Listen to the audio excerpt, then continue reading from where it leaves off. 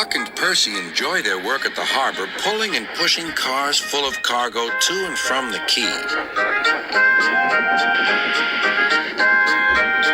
But one morning, the engines were exhausted.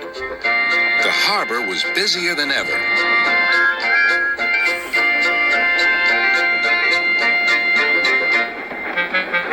Sir Topham Hatt promised that another engine would be found to help them.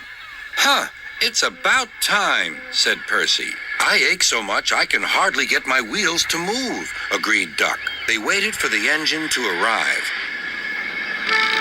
It came as a shock when he did. "Good morning," squirmed Diesel in his oily voice. The two engines had not worked with Diesel for a long time. "What are you doing here?" gasped Duck. "A worthy top, Sir Topham Hatt sent me. I hope you are pleased to see me again. I am to shunt some dreadfully tiresome cars." "Shunt where?" said Percy suspiciously. "Where?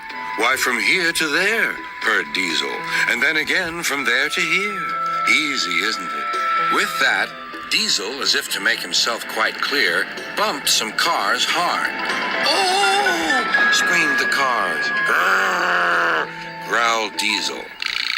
Percy and Duck were horrified. They did not trust Diesel at all. They refused to work and would not leave their shed. Sir Topham Hatt was enjoying his tea and iced bun when the telephone rang. "So there's trouble in the harbor yard? I'll be there right away." Diesel was working loudly and alone. Cargo lay on the quay. Ships and passengers were delayed. Everyone was complaining about Sir Topham Hatt's railway. Percy and Duck were sulking in their shed. "What's all this?" demanded Sir Topham Hatt. "We're on strike, sir," said Percy nervously. "Yes," added Duck. "Beg pardon, sir, but we won't work with Diesel, sir." "You said you sent him packing, sir." "I have to give Diesel a second chance," replied Sir Topham Hatt.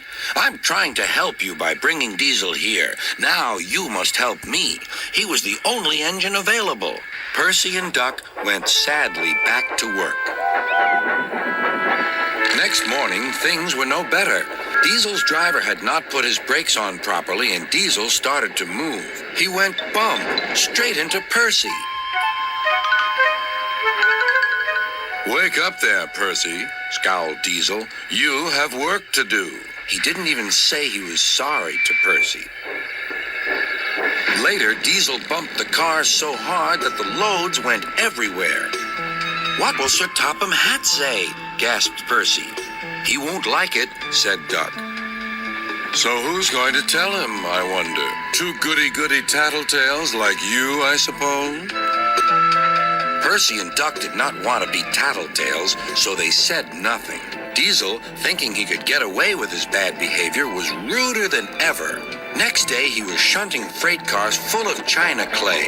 He banged the cars hard into the buffers, but the buffers weren't secure. The silly cars were sunk. Topham Hatt heard the news. The cars were hoisted safely from the sea, but the clay was lost. Sir Topham Hatt spoke severely to Diesel. "The harbor master has told me everything. Things worked much better here before you arrived. I shall not be inviting you back. Now, Duck and Percy, I hope you won't mind having to handle the work by yourselves again." "Oh, no, sir. Yes, please, sir," replied the engines. Whistling cheerfully, they puffed back to work while Diesel sulked slowly away.